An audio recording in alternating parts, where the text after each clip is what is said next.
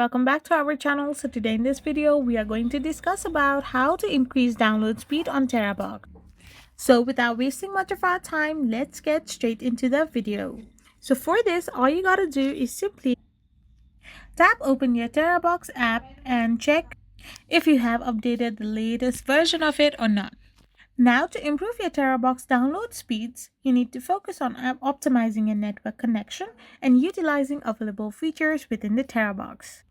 You need to consider factors like network conditions, device uses, and potentially upgrading to a TeraBox premium account for faster download speeds. So you can simply tap open your internet connection and see that if you have a stable connection or not. By managing unnecessary bandwidth intensive applications on devices on your network, you can also help in minimizing and increasing your download speed.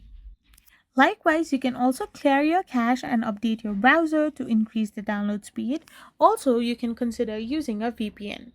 I hope you found this video helpful, so don't forget to hit that subscribe button and do give us a thumbs up. We will be back again with more informative videos. Thank you for watching.